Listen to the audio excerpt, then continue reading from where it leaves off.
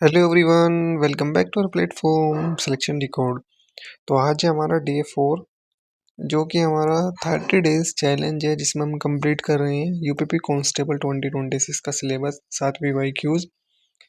और आपको target video के साथ में एक रिवीजन वीडियो मिल जाती है जिसमें हिंदी और साथ में हम करते हैं स्पेशल जीएस के जो टॉपिक्स हैं जिसमें पर्टिकुलरली क्वेश्चन पूछे जाते हैं यूपी पुलिस कांस्टेबल के एग्जाम में।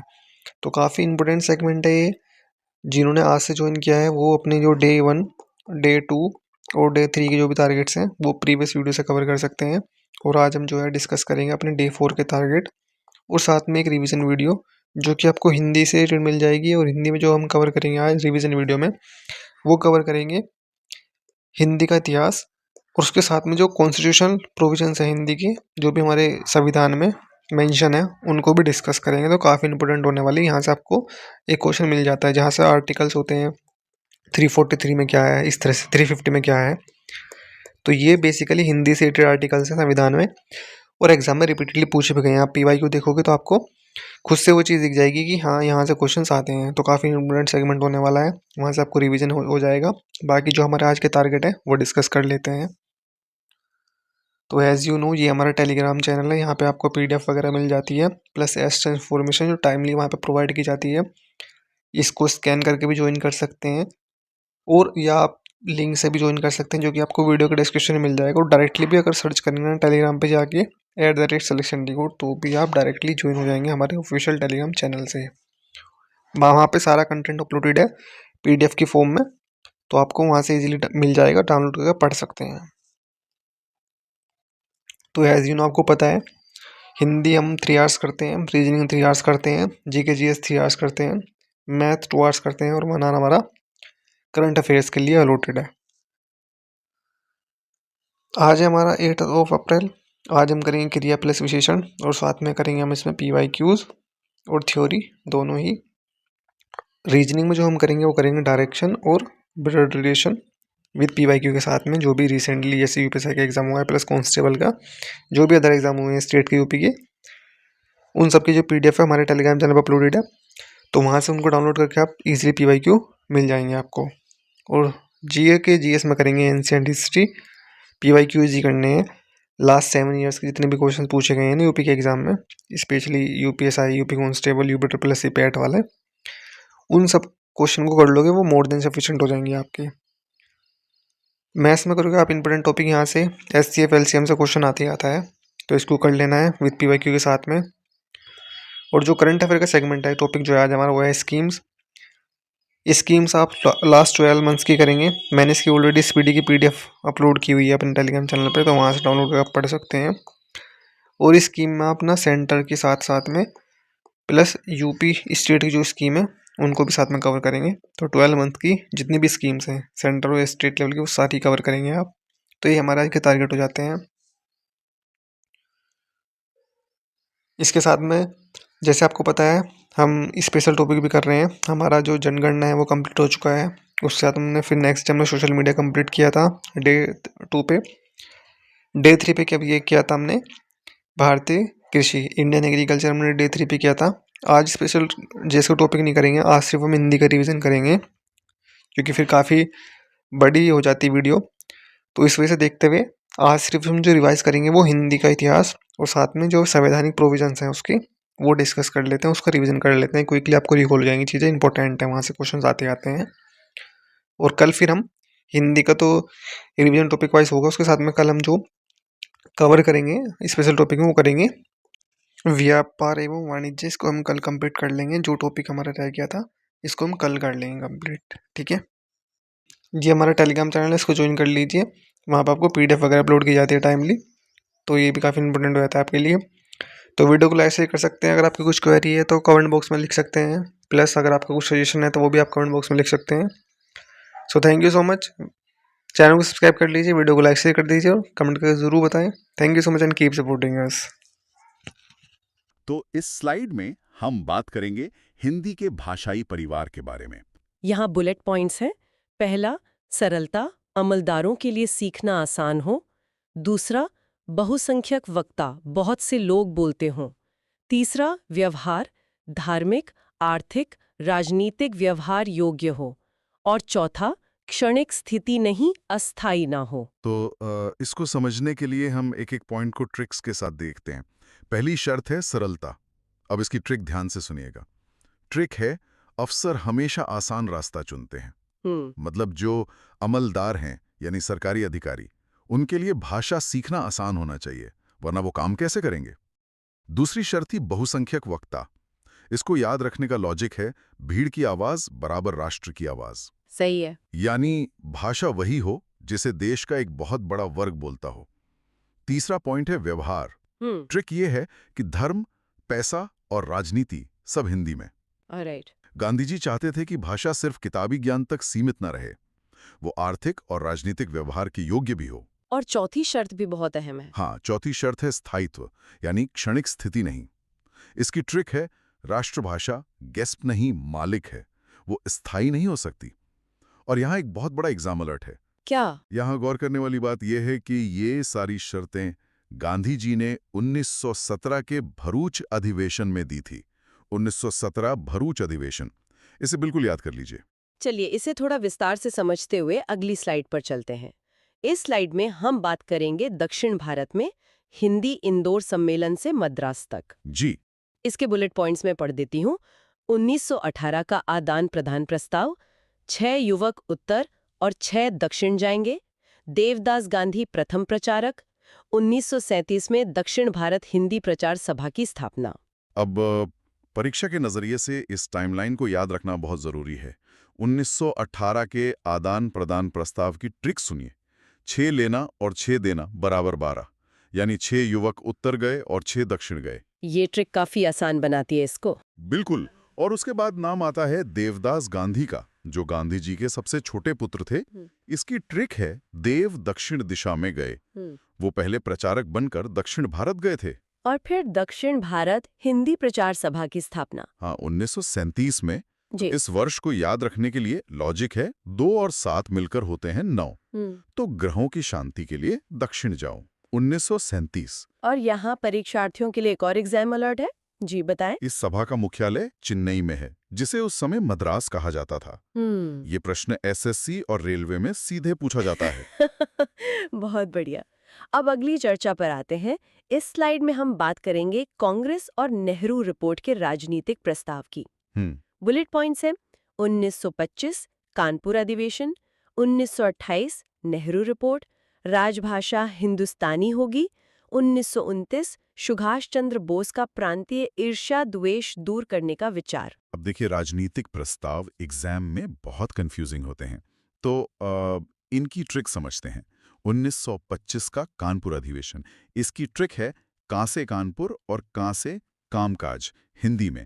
कांग्रेस ने तय किया कि उनका काम हिंदी में होगा। और नेहरू रिपोर्ट के लिए क्या लॉजिक होगा? नेहरू रिपोर्ट आई 1928 में।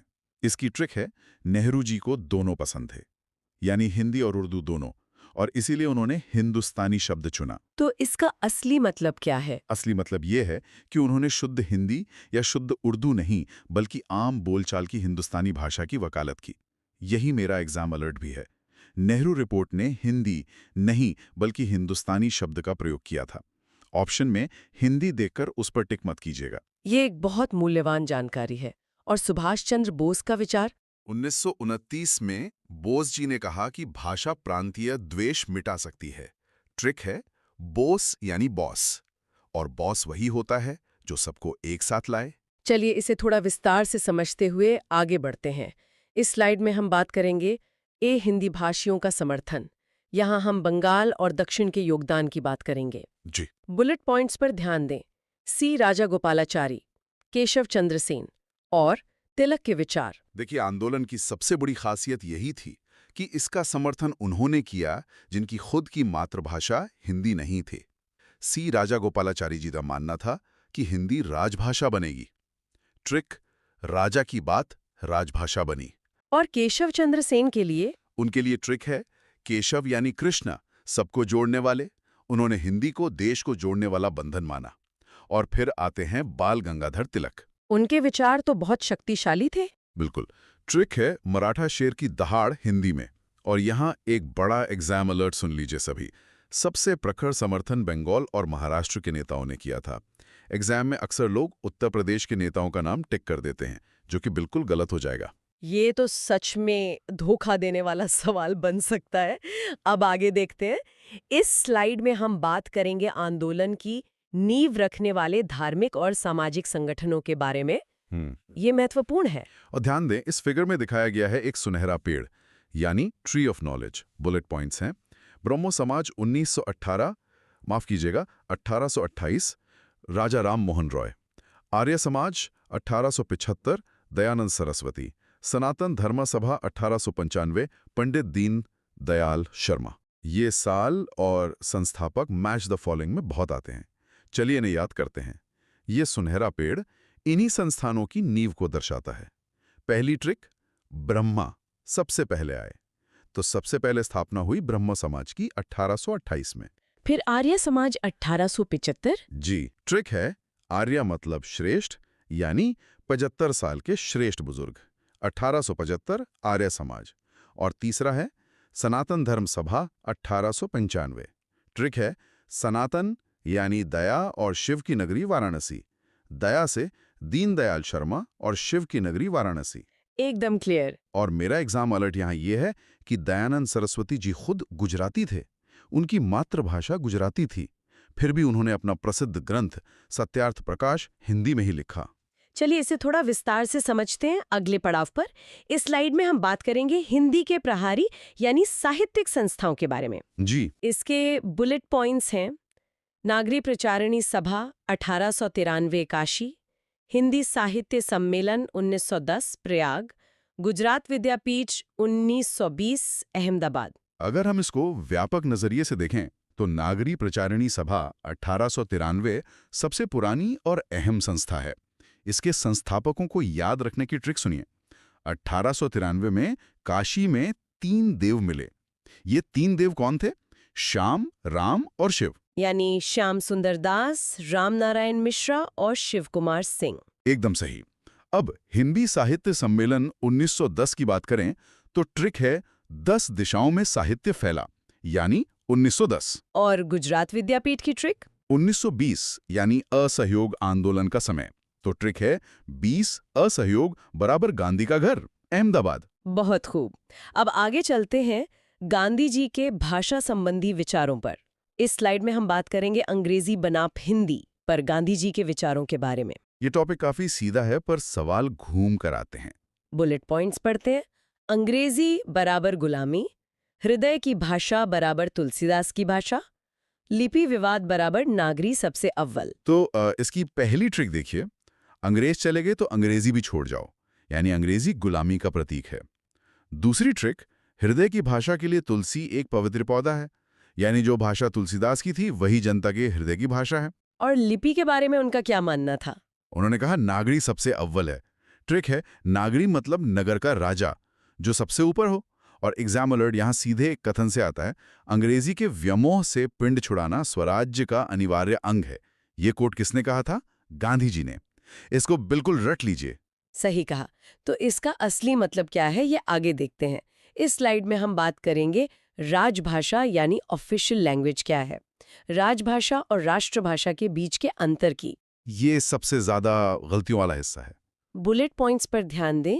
शाब्दिक अर्थ, दरबारी भाषा, संवैधानिक दर्जा 14 सितंबर 1949, प्रकृति निश्चित मानक स्वरूप। देखिए, राजभाषा को याद रखने की ट्रिक है राज करने की भाषा, यानी एडमिनिस्ट्रेशन की भाषा। अब संवैधानिक दर्जे की ट्रिक सुनिए। 14 वर्ष का वनवास खत्म और हिंदी का राष्ट्र तिलक, यानी 14 सितंबर 1949 को इसे अपनाया गया। और इसकी प्रकृति निश्चित होती है। हाँ, ट्रिक है कानून सख्त होता है वैसे ही राजभाषा में छेड़छाड़ नहीं हो सकती। उसका व्याकरण और शब्दावली तय होती है, राष्ट्रभाषा की तरह लचीली नहीं होती। और यहाँ आज का सबसे बड़ा एग्जाम अलर्ट है। जी बिल्कुल, बताएं। भारत के संविधान में राष्ट्रभाषा यानी नेशनल लैंग्वेज शब्द का प्रयोग कहीं नहीं है। संविधान में केवल राजभाषा यानी ऑफिशियल लैंग्वेज का जिक्र है। परीक्षा में भावनाओं में बहकर राष्ट्रभाषा टिक मत करिएगा। इस स्लाइड में हम बात करेंगे 14 सितंबर 1949 के निर्णय और संवैधानिक स्थिति की। बुलेट पॉइंट्स हैं। अनुच्छेद 343 संघ की राजभाषा हिंदी, लिपि देवनागरी, हिंदी दिवस 14 सितंबर, अंकों का रूप अंतर्राष्ट्रीय रूप 1, 2, 3। अब इन संवैधानिक तथ्यों को याद रखने की ट्रिक्स देखते हैं। अनुच्छेद 343 ट्रिक है 3 और 4 मिलकर होते हैं 7।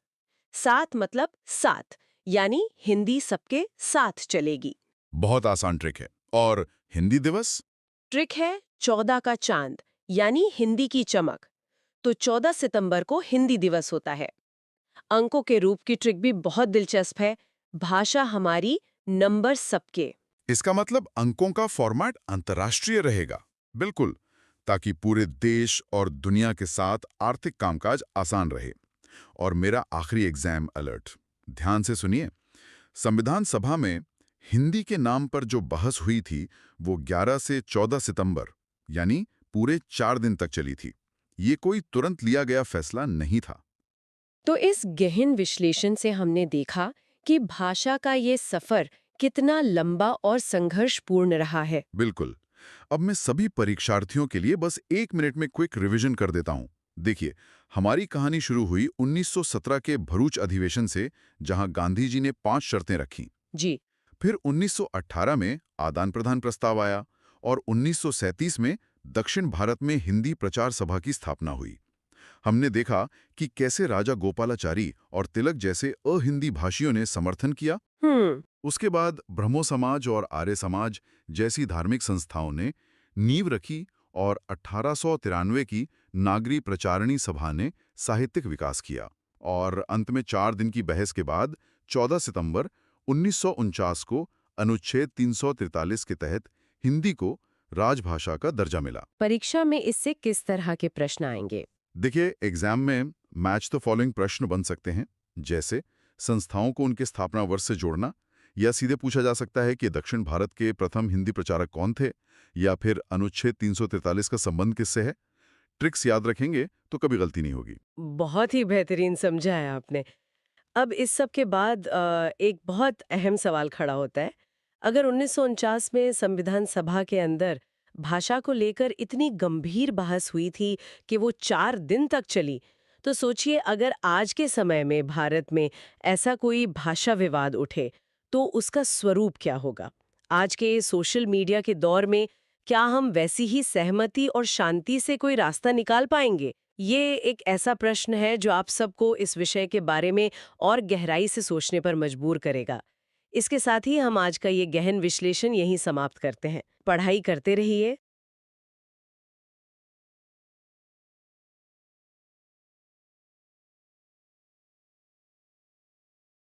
नमस्कार और स्वागत है आज के इस नए स्टडी सेशन में। सभी तैयारी करने वालों का स्वागत है। आज का ये गहरा विश्लेषण पूरी तरह से भारतीय संविधान के एक बहुत ही महत्वपूर्ण और काफी उलझने वाले हिस्से पर केंद्रित होने वाला है। हाँ, वो हिस्सा जिसे हम राजभाषा यानी ऑफिशियल लैंग्वेज कहते हैं। एकदम सही।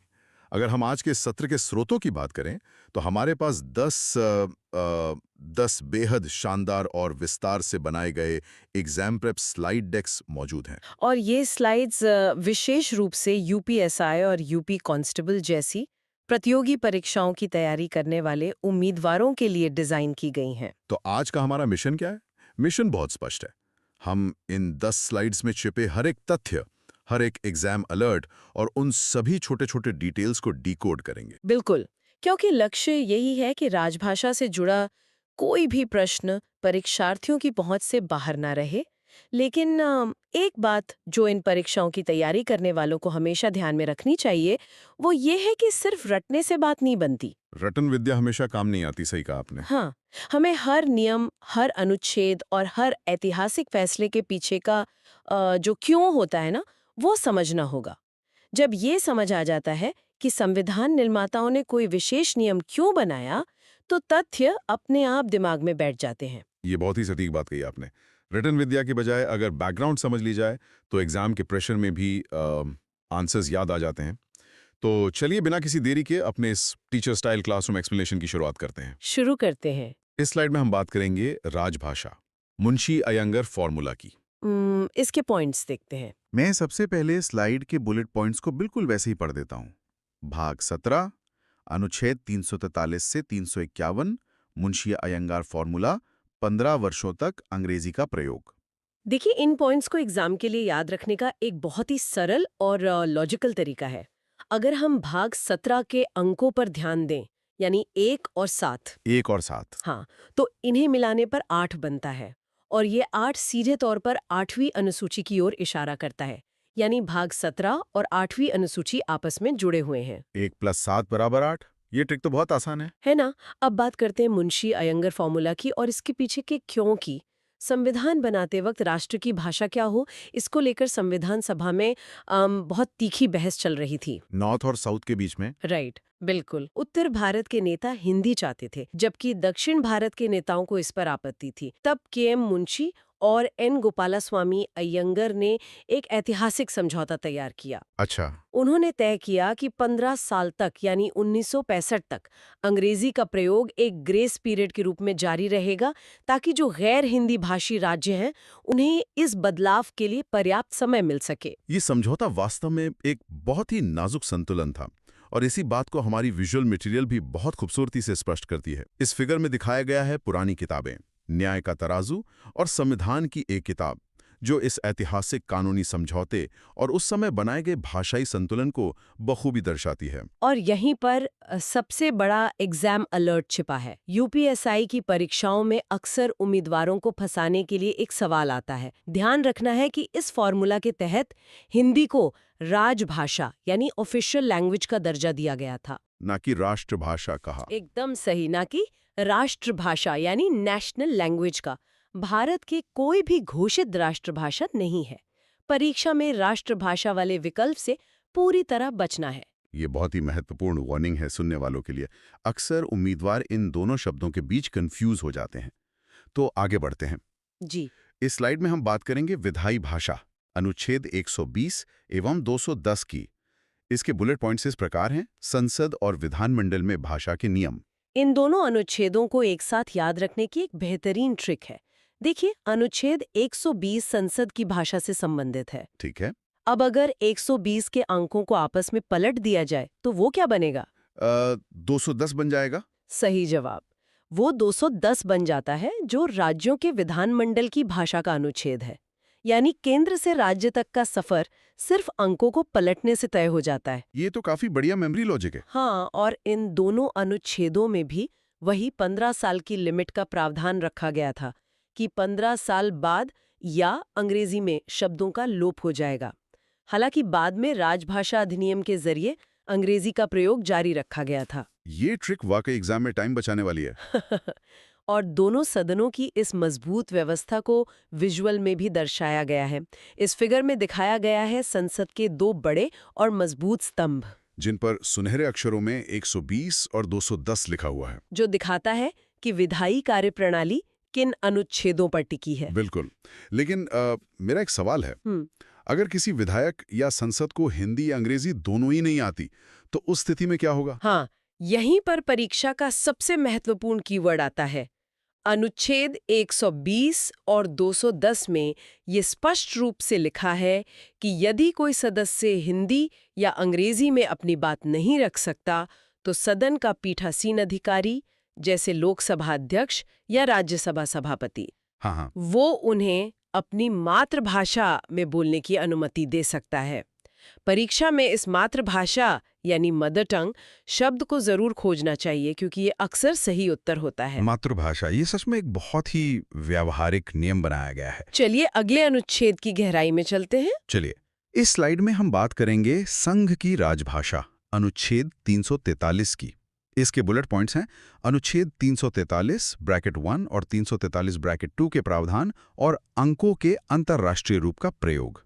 अनुच्छेद 343 को याद रखने के लिए छोटी सी मेमोरी ट्रिक बताती हूँ।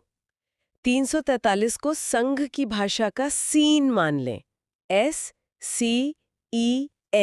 343 यानी सीन। ठीक है। ये अनुच्छेद पूरी तस्वीर साफ करता है। 343 ब्रैकेट 1 कहता है कि संघ की राजभाषा हिंदी और लिपि देवनागरी होगी। लेकिन यहाँ संविधान सभा ने एक बहुत ही दिलचस्प निर्णय लिया। कैसा निर्णय? लिपि तो हमने देसी ले ली, यानी देवनागरी, लेकिन जब अंकों की बात आई यानी नंबर्स की, तो भारतीय अंकों के विदेशी या अंतर्राष्ट्रीय रूप को मान्यता दी गई, जैसे 1 2 3। अच्छा, इसके पीछे का क्यों क्या था? इसका कारण ये था कि वैश्विक स्तर पर और देश भर के आर्थिक हिसाब किताब में एक रूपता बनी रहे, यूनिफॉर्मिटी बहुत जरूरी थी। और 343 ब्रैकेट 2 वही हिस्सा है जिसने अंग्रेजी को 15 साल का जीवनदान दिया था। लिपि और अंकों का यह अंतर सच में दिलचस्प है और इस सीन को विजुअल के माध्यम से बहुत अच्छे से प्रस्तुत किया गया है। इस फिगर में दिखाया गया है एक खुली हुई किताब जिस पर हिंदी के अक्षर अ और आ और साथ ही अंतर्राष्ट्रीय अंक 1, 2 और 3 हवा में तैर रहे हैं। में देवनागरी अंक जैसे हिंदी वाले 1 2 3 उसका विकल्प भी दिया जाता है, कंफ्यूज करने के लिए। बिल्कुल। उम्मीदवारों को ये अच्छी तरह याद रखना चाहिए कि आधिकारिक रूप से अंतर्राष्ट्रीय अंक ही मान्य है, देवनागरी नहीं। ये एक बहुत ही कॉमन फंसाने वाला सवाल होता है। ये छोटी सी जानकारी बहुत सारे मार्क्स कटने से बचा सकती है एग्जाम में। अब आगे देखते हैं कि इन 15 सालों के ग्रेस पीरियड को मॉनिटर कैसे किया जाना था। जी, इस स्लाइड में हम बात करेंगे राजभाषा आयोग एवं समिति अनुच्छेद 344 की। स्लाइड के बुलेट पॉइंट स्पष्ट हैं। राजभाषा आयोग 5 वर्ष और संसदीय समिति 10 वर्ष के गठन के प्रावधान। अनुच्छेद 344 के भीतर ही इसके समय की ट्रिक छिपी हुई है। ध्यान से सुने। 344 में जो आखिरी अंक 4 है गिनती में, उसके ठीक बाद क्या आता है? 5 आता है। सही। इसका मतलब है कि संविधान लागू होने के 5 वर्ष बाद राजभाषा आयोग का गठन होगा। और 5 का दुगना क्या होता है? 10, जिसका अर्थ है कि 10 साल बाद एक संसदीय समिति बनेगी। इस पूरी व्यवस्था का उद्देश्य बहुत सीधा था, समीक्षा करना। हाँ, ये समीक्षा करना कि हिंदी का प्रयोग कितना बढ़ रहा है और अंग्रेजी के प्रयोग पर क्या निर्बंधन यानी प्रतिबंध लगाए जा सकते हैं। ये पूरी तरह से एक टाइमलाइन और समीक्षा की बात है और इस बारीकी से किए जाने वाले समीक्षा को विजुअल में भी जगह मिली है। इस फिगर में दिखाया गया है एक कैलेंडर पर रखा हुआ मैग्नीफाइंग ग्लास जो समय के साथ भाषा की प्रगति को करीब से देखने और उसकी समीक्षा करने के तंत्र को दर्शाता है। यूपी कांस्टेबल की परीक्षा के लिए यहाँ एक बहुत ही सख्त एग्जाम अलर्ट है। सुनने वालों को याद रखना चाहिए कि राजभाषा आयोग का गठन राष्ट्रपति द्वारा किया जाता है, संसद द्वारा नहीं। परीक्षा के विकल्पों में संसद या सुप्रीम कोर्ट भी लिखा होता है फंसाने के लिए, लेकिन सही उत्तर हमेशा राष्ट्रपति ही होगा। बेहतरीन एक्सप्लेनेशन। अब केंद्र से आगे बढ़कर राज्यों के अधिकारों पर नजर डालते हैं। चलिए, इस स्लाइड में हम बात करेंगे प्रादेशिक भाषाएं अनुच्छेद 345, 346, 347 की। बुलेट पॉइंट्स इस तरह हैं। राज्यों की भाषाई स्वायत्तता से जुड़े तीनों अनुच्छेद। यहाँ संविधान ने भारत की भाषाई विविधता का पूरा सम्मान किया है। इन तीनों को याद रखने का तरीका काफी लॉजिकल है। बताइए। अनुच्छेद 345 जिसमें 45 है, वो स्वयं के राज्य की भाषा की बात करता है, यानी राज्य अपनी राजभाषा खुद चुन सकते हैं। अनुच्छेद 346 जिसमें 46 है, वो 2 राज्यों के बीच संपर्क की बात करता है। 46 यानी संपर्क। हाँ, और अनुच्छेद 347 जिसमें 47 है, वो राज्य की जनसंख्या के एक समूह के अधिकारों की रक्षा करता है, जहां राष्ट्रपति किसी विशेष भाषा को मान्यता दे सकते हैं। तो 45 स्वयं, 47 संपर्क और 47 समूह। एकदम परफेक्ट।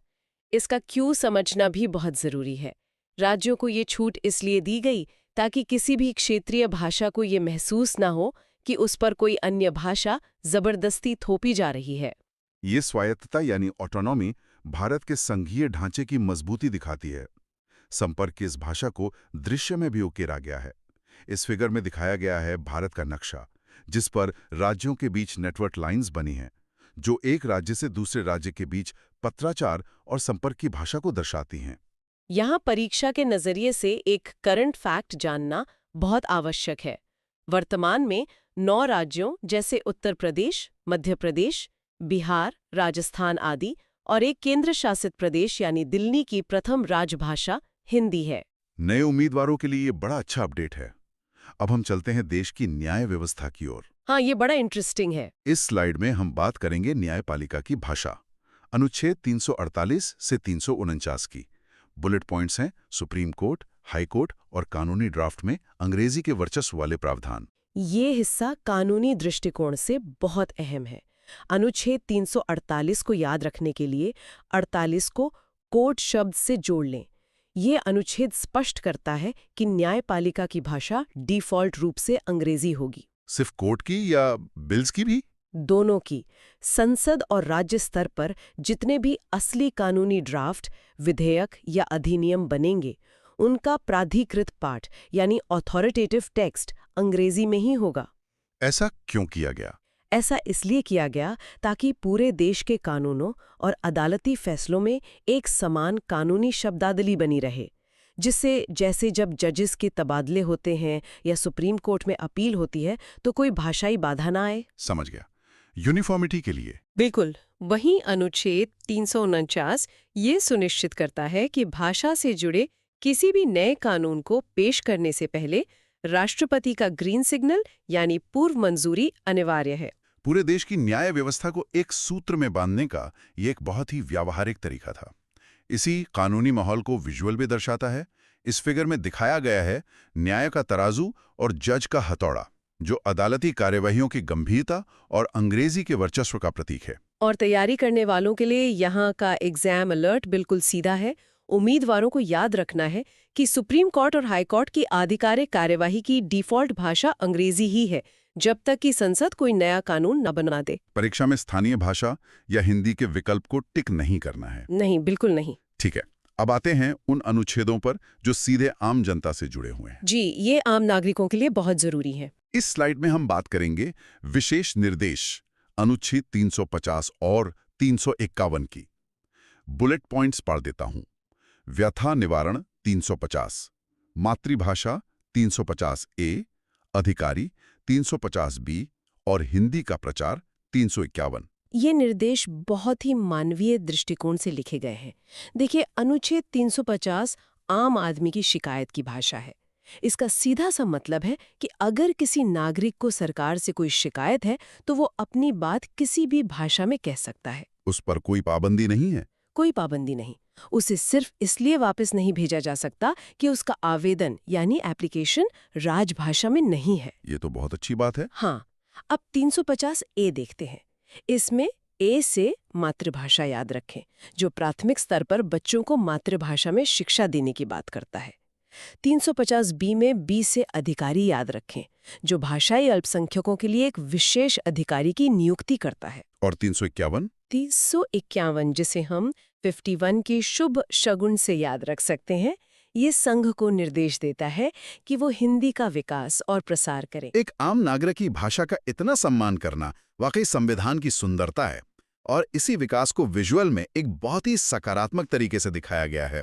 इस फिगर में दिखाया गया है एक चमकता हुआ सुनहरा पेड़ जो किसी भी भाषा की गहरी जड़ों, उसके संरक्षण और निरंतर विकास को दर्शाता है। यहाँ एग्जाम अलर्ट में एक बहुत ही महत्वपूर्ण कीवर्ड छिपा है। अनुच्छेद 351 में स्पष्ट रूप से लिखा है कि हिंदी के विकास और उसके शब्द भंडार को समृद्ध करने के लिए मुख्यतः संस्कृत से और गौणतः अन्य भाषाओं से शब्द ग्रहण किए जाएंगे। तो संस्कृत मेन सोर्स होगा? बिल्कुल। परीक्षा में संस्कृत कीवर्ड पर विशेष ध्यान देना है, क्योंकि अक्सर विकल्प में प्राकृत या पाली भी दे दिया जाता है, जिससे स्टूडेंट्स कंफ्यूज हो जाते हैं। ये एक बहुत ही बारीक डिटेल है जो पढ़ते वक्त अक्सर छूट जाती है। अब हम उस सूची की बात करेंगे जो सच में भारत की भाषाएं विविधता का असली चेहरा है। 8वीं अनुसूची। जी हाँ, इस स्लाइड में हम बात करेंगे 8वीं अनुसूची भाषाई खजाना की। बुलेट पॉइंट्स इस प्रकार हैं: 14 से 22 भाषाओं का सफर, नेपाली और संस्कृत का शामिल होना। 8वीं अनुसूची को भारत का भाषाई खजाना कहना एकदम सटीक है। ये समझना जरूरी है कि ये काम कैसे करता है। जब संविधान लागू हुआ था तब इस अनुसूची में केवल 14 भाषाएं शामिल थीं। सिर्फ 14? हाँ, लेकिन जैसे जैसे समय बीता और अलग-अलग भाषाई समूहों की मांगें उठी तो 8 और भाषाओं को इसमें जोड़ा गया, जिससे आज यह संख्या 22 यानी 22 हो गई है। इसमें नेपाली भी शामिल है ना? यही तो सबसे दिलचस्प बात है। इसमें नेपाली जैसी एक विदेशी मूल की भाषा और संस्कृत जैसी शास्त्रीय भाषा तो शामिल है, लेकिन अंग्रेजी को इस भाषाई खजाने में नो एंट्री मिली है। यानी इंग्लिश 8वीं अनुसूची का हिस्सा नहीं है? बिल्कुल नहीं, अंग्रेजी 8वीं अनुसूची में नहीं है। ये सच में एक खजाने जैसा है जिसमें भारत की संस्कृति बसती है। इस फिगर में दिखाया गया है एक भारी भरकम तिजोरी का दरवाजा, जिसके अंदर कई भारतीय भाषाओं के नाम लिखे हुए हैं। जो इस अनुसूची के महत्व को दर्शाते हैं। और यहाँ जो एग्जाम अलर्ट है वो सबसे ज्यादा ट्रिकी सवाल पैदा करता है एग्जाम में। कैसा सवाल? उम्मीदवारों को ये कंठस्थ कर लेना चाहिए कि अंग्रेजी और उत्तर भारत में बहुत बड़े स्तर पर बोली जाने वाली भोजपुरी, ये दोनों ही 8वीं अनुसूची की 22 भाषाओं में शामिल नहीं है। लोग अक्सर भोजपुरी सोचकर कंफ्यूज होते होंगे। हाँ, विकल्पों में भोजपुरी देखकर बहुत से छात्र गलती कर बैठते हैं और उसे टिक कर देते हैं। इसलिए इस बात को गहराई से समझना जरूरी है। अब ये जानना बहुत ही रोचक होगा कि ये जो 8 नई भाषाएं जुड़ी, ये इस अनुसूची में कैसे और कब जुड़ी। उसके लिए हमें संशोधन देखने होंगे।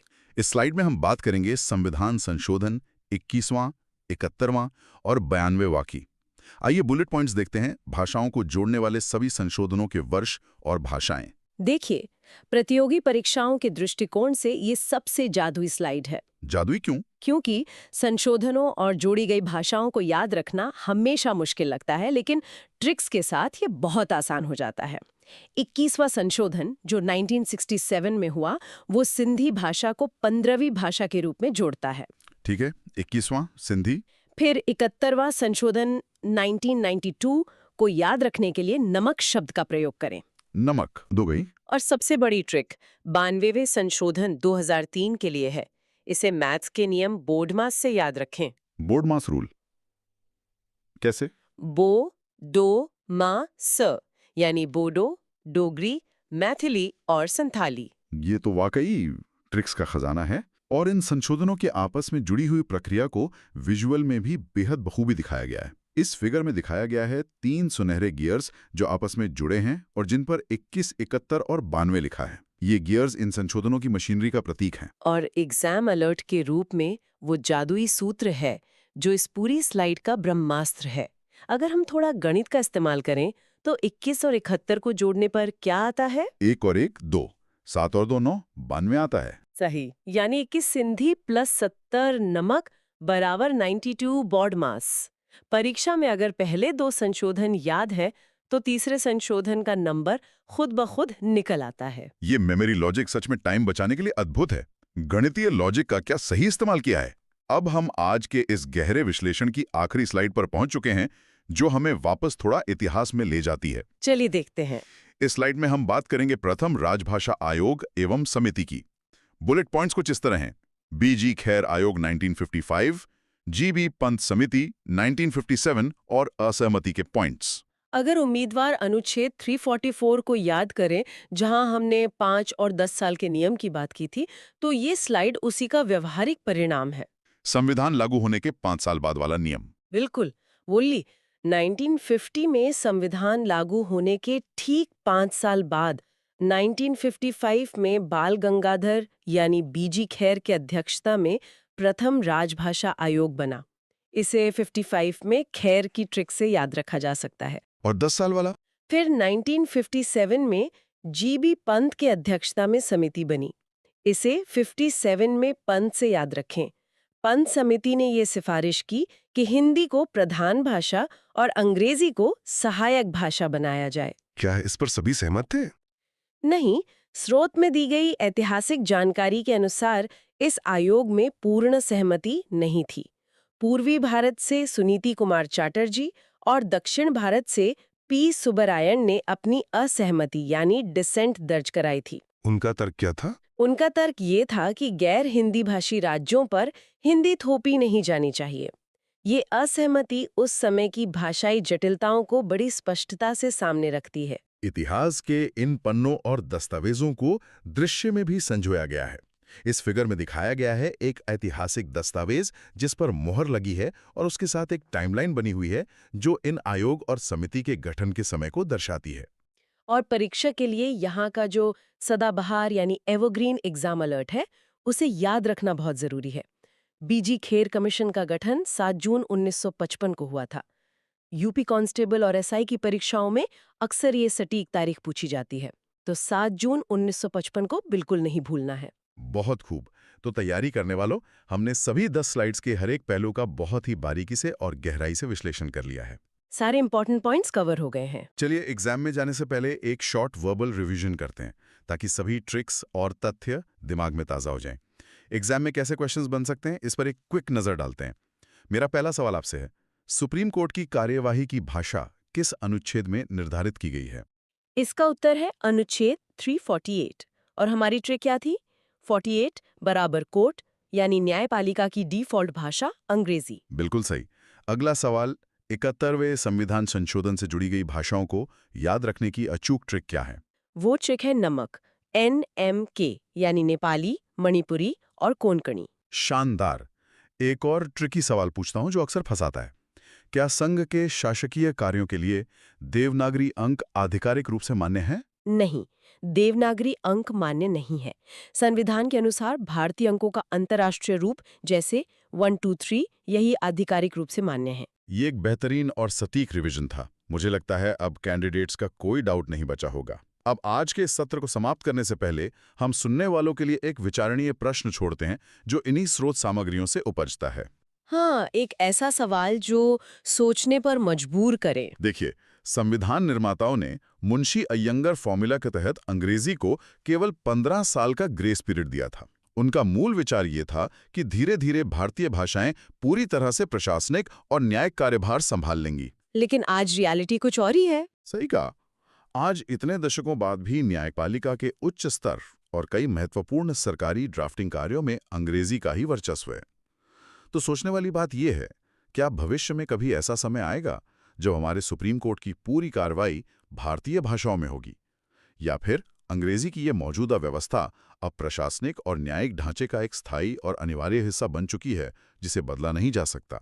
ये वाकई एक ऐसा प्रश्न है जिस पर संविधान पढ़ने वाले हर उम्मीदवार को विचार करना चाहिए। तो इसी के साथ हम आज का ये गहरा विश्लेषण यहीं समाप्त करते हैं। परीक्षा की तैयारी करने वाले सभी उम्मीदवारों को हमारी तरफ से बहुत बहुत शुभकामनाएं। चीजों के पीछे का क्यों समझते रहें और सफलता की ओर बढ़ते रहें। धन्यवाद। धन्यवाद और बेस्ट ऑफ लक। इस डीप डाइव मतलब इस विस्तृत अध्ययन में सभी सुनने वाले छात्रों और उम्मीदवारों का बहुत बहुत स्वागत है। हाँ, सभी का स्वागत है इस वर्चुअल क्लासरूम में। आज के सेशन का मिशन ना एकदम स्पष्ट है। आज हमारे पास 14 स्लाइड्स का एक बहुत ही शानदार स्टडी मटेरियल मौजूद है। बिल्कुल, और इस मटेरियल के जरिए हम राजभाषा का संवैधानिक विकास और हिंदी का भाषाई वर्गीकरण, इन दोनों अहम विषयों को पूरी तरह से डिकोड करने वाले हैं। सही कहा। ये एक ऐसा विषय है जो प्रतियोगी परीक्षाओं के लिहाज से बेहद महत्वपूर्ण है, विशेष रूप से SSC, रेलवे और UP एग्जाम्स की तैयारी कर रहे छात्रों के लिए।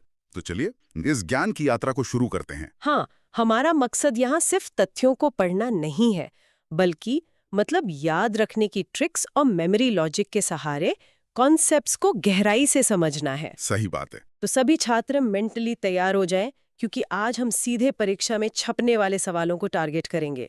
हम ये भी समझेंगे कि इतिहास में जो नीतियां बनी, उनके पीछे असल कारण क्या थे। तो चलिए इस ऐतिहासिक यात्रा की शुरुआत करते हैं हमारी पहली स्लाइड से। इस स्लाइड में हम बात करेंगे संघ की भाषा, एक ऐतिहासिक यात्रा के बारे में। हाँ, यहाँ मुख्य रूप से 3 तथ्य दिए गए हैं। पहला तथ्य, 14 सितंबर 1949 को हिंदी को राजभाषा स्वीकार किया गया। दूसरा, अनुच्छेद 343, संघ की राजभाषा हिंदी और लिपि देवनागरी होगी। और तीसरा है 15 वर्ष की शर्त, 1950 से 1965 तक। यहाँ एक बात सोचने वाली है कि 1965 तक की ही मोहलत क्यों दी गई? शायद संविधान निर्माताओं ने इसको एक बफर पीरियड के रूप में देखा होगा। ये एक बहुत ही सटीक विश्लेषण है। वो 15 साल का समय असल में एक ट्रांजिशन पीरियड था, ताकि देश धीरे धीरे इस बदलाव को अपना सके। सही। अब इन तथ्यों को परीक्षा के नजरिए से डिकोड करते हैं। सबसे पहले 14 सितंबर। इसे याद रखने की ट्रिक है 14 का 4, जिसका मतलब है चारों दिशाओं में हिंदी। अरे वाह, ये तो बढ़िया है। इसीलिए 14 सितंबर को हिंदी दिवस मनाया जाता है। बिल्कुल। दूसरा पॉइंट है अनुच्छेद 343। इसकी ट्रिक बहुत ही रोचक है। 3, 4 और 3 को जोड़ेंगे तो 10 आता है, यानी बस एक ही भाषा, और वो शून्य के समान सबको जोड़कर रखेगी, हिंदी। क्या बात है, ये लॉजिक तो छात्रों को तुरंत याद हो जाएगा। अब सभी छात्र यहाँ दिए गए एग्जाम अलर्ट बॉक्स पर विशेष ध्यान दें। इसमें 2 महत्वपूर्ण नाम हैं। राजभाषा आयोग के प्रथम अध्यक्ष BG खेर थे, जिन्हें 1955 में नियुक्त किया गया था। और दूसरा नाम संसदीय राजभाषा समिति के अध्यक्ष गोविंद वल्लभ पंत थे, जिनकी नियुक्ति 1957 में हुई थी। ये दोनों नाम और वर्ष परीक्षाओं में सीधे पूछे जाते हैं। ये जानकारी बहुत ही महत्वपूर्ण है। अब इतिहास के अगले पन्ने की ओर बढ़ते हैं। इस स्लाइड में हम बात करेंगे पंत समिति और 1965 का संकट के बारे में। हाँ, इसके तथ्य देख लेते हैं। यहाँ तथ्य इस प्रकार हैं। पहला, संसदीय राजभाषा समिति 1957, जिसके अध्यक्ष जी.बी. पंत थे। समिति का निष्कर्ष था, हिंदी को अपनाने का जोश ठंडा पड़ गया है। सही। इसलिए सिफारिश दी गई 1965 तक अंग्रेजी प्रधान राजभाषा रहे और हिंदी सहायक, और 1965 के बाद हिंदी प्रधान हो जाए और अंग्रेजी सहायक बन जाए। यहाँ साफ दिख रहा है कि जो 15 साल का बफर पीरियड था ना, वो जमीनी स्तर पर काम नहीं कर रहा था। बिल्कुल। और नहीं है। तो इसको याद कैसे रखें एग्जाम्स के लिए? अब इसे याद रखने की ट्रिक पर आते हैं। पंत शब्द को पकड़ें। पंत का मतलब है प्रधान। पी फॉर पंत और पी फॉर प्रधान, इंग्लिश। यानी पंत समिति ने ही अंग्रेजी को 1965 तक प्रधान बनाए रखने की सिफारिश की थी। बहुत आसान ट्रिक है, पी से पंत, पी से प्रधान। हाँ, यहाँ एक और एग्जाम अलर्ट बॉक्स है जिसे हर उम्मीदवार को नोट करना चाहिए। 1960 के राष्ट्रपति आदेश का जिक्र। अच्छा, इस आदेश में क्या था? इस आदेश के तहत शिक्षा, विधि और गृह मंत्रालय को हिंदी विकसित करने का सीधा और सख्त निर्देश दिया गया था। इन निर्देशों के बावजूद स्थितियां काफी जटिल होती गईं। चलिए अगली स्लाइड देखते हैं। इस स्लाइड में हम बात करेंगे राजभाषा अधिनियम 1963 के बारे में। हाँ, यहाँ पृष्ठभूमि थोड़ी सेंसिटिव है। यहाँ जो पृष्ठभूमि दी गई है वो है दक्षिण भारत, विशेषकर तमिलनाडु और डीएमके में हिंदी विरोधी आंदोलन। इसमें धारा 3 का प्रावधान दिया गया है, जो कि बहुत अहम है। धारा 3 कहती है 1965 के बाद भी हिंदी के साथ अंग्रेजी का प्रयोग जारी रहेगा। अगर हम इस घटना को तत्कालीन राजनीतिक और सामाजिक परिदृश्य से जोड़कर देखें तो ये समझना जरूरी हो जाता है कि आखिर ये आंदोलन इतना उग्र क्यों हुआ था। देखिए, इतिहास के इस मोड़ को हमें बहुत ही तटस्थ रूप से समझना होगा। 1965 की डेडलाइन जैसे जैसे करीब आ रही थी ना, हिंदी भाषी राज्यों, विशेषकर दक्षिण भारत में एक गहरी चिंता जन्म ले रही थी। किस बात की चिंता? ये विरोध किसी भाषा से नफरत का परिणाम नहीं था, बल्कि इसके पीछे मुख्य चिंता प्रशासनिक और रोजगार के अवसरों में संभावित नुकसान की थी। उन्हें डर था कि यदि सारा सरकारी कामकाज केवल हिंदी में होने लगा तो केंद्र सरकार की नौकरियों और प्रशासन में वे पिछड़ जाएंगे। ये तो एक वैलिड प्रैक्टिकल चिंता थी उस समय के हिसाब से। बिल्कुल। इसी स्थिति को संभालने के लिए 1973 का राजभाषा अधिनियम लाया गया। अब यहाँ परीक्षा के लिए जो मेमोरी ट्रिक है वो धारा 3 को लेकर है। क्या ट्रिक है इसकी? 1973 के वर्ष पर ध्यान दे, 6 में से 3 घटाएं तो 3 आता है।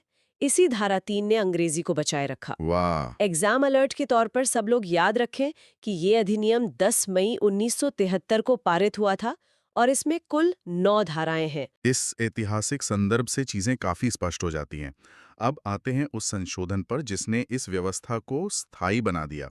इस स्लाइड में हम बात करेंगे संशोधन अधिनियम 1967, जिसे द लॉक भी कहा गया है। हाँ, ये बहुत ही डिसाइसिव मोमेंट था। यहाँ वीटो पावर का जिक्र है। अंग्रेजी तब तक बनी रहेगी जब तक सभी अहिंदी भाषी राज्यों की विधानसभाएं संकल्प पारित न करें।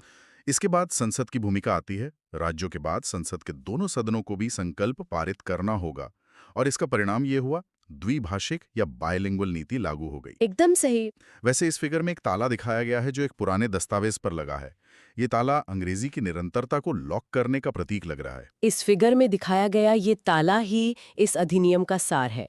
इस संशोधन ने अंग्रेजी को हटाने की प्रक्रिया को इतना जटिल बना दिया कि वो व्यावहारिक रूप से असंभव हो गया। सही बात है। इसको याद रखने का लॉजिक क्या बनेगा? इसे याद रखने की ट्रिक भी बहुत दिलचस्प है। वर्ष 1967 को देखें। 6 और 7 को जोड़ेंगे तो 13 आता है। भारतीय जनमानस में 13 को कई बार अशुभ या कठिन माना जाता है। हाँ, ये तो है। तो ट्रिक ये है कि 13 मतलब कठिन, यानी अब अंग्रेजी को हटाना बहुत कठिन हो गया था। बहुत आसान लॉजिक है ये। एग्जाम अलर्ट बॉक्स में ये स्पष्ट है कि ये संशोधन इंदिरा गांधी के शासनकाल में पारित हुआ था। इसी संशोधन ने पंडित नेहरू के उस मौखिक आश्वासन को एक ठोस कानूनी रूप दे दिया था, जिसमें उन्होंने कहा था कि अहिंदी भाषियों पर हिंदी थोपी नहीं जाएगी। ये तो हुई कानूनों की बात। अब प्रशासन और शिक्षा की दुनिया में प्रवेश करते हैं।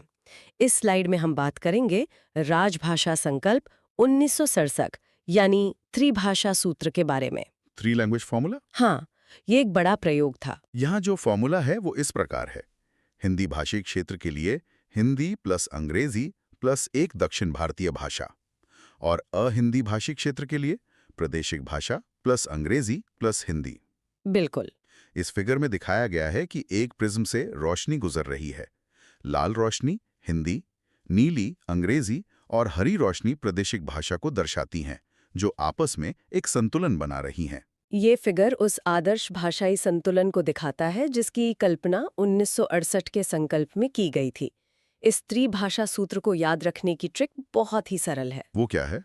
3 भाषाएं, मतलब एक घर की भाषा यानी रीजनल या प्रादेशिक, एक देश की भाषा यानी हिंदी और एक दुनिया की भाषा यानी अंग्रेजी। घर की, देश की और दुनिया की। बढ़िया है। एग्जाम अलर्ट बॉक्स बताता है कि इसका मुख्य उद्देश्य हिंदी के प्रसार के साथ साथ प्रादेशिक भाषाओं की उन्नति करना था। लेकिन स्लाइड में दी गई वास्तविकता को भी हमें समझना होगा। ये प्रयोग व्यावहारिक रूप से असफल रहा। ऐसा क्यों हुआ? ऐसा इसलिए हुआ क्योंकि हिंदी भाषी क्षेत्रों में स्कूलों ने दक्षिण भारत की भाषाओं जैसे तमिल या मलयालम को पढ़ाने में वो गंभीरता नहीं दिखाई जिसकी उम्मीद थी, और वहाँ संस्कृत को तीसरी भाषा के रूप में अपना लिया गया। ये विडंबना ही है कि नीतियां अक्सर जमीन पर अलग रूप ले लेती हैं। अब हम भारत के नक्शे को भाषा के चश्मे से देखेंगे। इस स्लाइड में हम बात करेंगे राजभाषा नियम 1976 और देश के 3 वर्गीय विभाजन के बारे में। हाँ, इन रीजन से सीधे सवाल आते हैं। देश को 3 हिस्सों में बांटा गया है। क क्षेत्र यानी रीजन ए पूर्णतः हिंदी भाषी, जैसे यूपी, एमपी, बिहार। यहाँ पत्राचार 100% हिंदी में होगा। सही। खा क्षेत्र यानी रीजन द्विभाषी राज्य, जैसे पंजाब, गुजरात, महाराष्ट्र। यहाँ पत्राचार हिंदी या अंग्रेजी में होगा। और गा क्षेत्र यानी रीजन सी अहिंदी भाषी, जैसे दक्षिण भारत और पूर्वोत्तर। यहाँ पत्राचार अंग्रेजी में होगा। वैसे इस फिगर में दिखाया गया है कि भारत के नक्शे को 3 अलग-अलग रंगों में बांटा गया है, जो इन का, खा और गा क्षेत्रों को स्पष्ट रूप से अलग करते हैं। ये नक्शा एसएससी और रेलवे जैसी परीक्षाओं के नजरिए से बहुत अहम है। चलिए इस विभाजन को हमेशा के लिए दिमाग में बैठा लेते हैं। बिल्कुल, बताइए। क क्षेत्र का मतलब है 100% यानी 100% हिंदी पत्राचार। खा क्षेत्र की ट्रिक है खा से खिचड़ी। खिचड़ी में सब मिला होता है, वैसे ही यहाँ पत्राचार में हिंदी और उन राज्यों की अपनी भाषा मिली-जुली होती है। और गा क्षेत्र? हर उम्मीदवार को याद रखना है। वो अपवाद क्या है? तमिलनाडु पर ये नियम लागू नहीं होते हैं। स्लाइड में स्पष्ट लिखा है कि मद्रास के अपने नियम हैं। परीक्षा में अक्सर ये सवाल फंसाने के लिए पूछा जाता है कि राजभाषा नियम 1976 भारत के किस राज्य पर लागू नहीं होते हैं। उत्तर होगा तमिलनाडु। अब हम उन संस्थानों की बात करेंगे जो इन नीतियों को जमीन पर उतारती हैं। इस स्लाइड में हम बात करेंगे शिक्षा मंत्रालय के अधीन काम करने वाली संस्थान के बारे में। यहाँ साहित्य और ज्ञान के प्रसार की बात की गई है। ये साल याद रखना थोड़ा ट्रिकी होता है छात्रों के लिए। हाँ, पहला है साहित्य अकेडमी 1954। यह साहित्य को बढ़ावा देने वाली शीर्ष संस्था है। दूसरा नेशनल बुक ट्रस्ट या एनबीटी 1957। इसका काम कम मूल्य पर उच्च कोटि की पुस्तकें उपलब्ध कराना है। और तीसरा है वैज्ञानिक तथा तकनीकी शब्दावली आयोग 1961, जो विज्ञान के शब्दों का निर्माण करता है। देखिए, यहाँ इतने सारे वर्ष दिए गए हैं, परीक्षा के दबाव में इन्हें याद रखना छात्रों के लिए काफी मुश्किल हो सकता है। बिल्कुल, और यहीं पर हमारी मेमोरी ट्रिक्स काम आती हैं। देखिए, नेशनल बुक ट्रस्ट यानी एनबीटी की स्थापना 1957 में हुई। इसे ऐसे याद रखें कि 1857 की क्रांति के ठीक 100 साल बाद भारत में ज्ञान और किताबों की एक नई क्रांति आई, 1957 में एनबीटी के रूप में। वाह, ये तो ठीक 100 साल का गैप है। हाँ, और साहित्य अकेडमी उससे ठीक 3 साल पहले यानी 1954 में बनी थी। ये ट्रिक काफी असरदार है।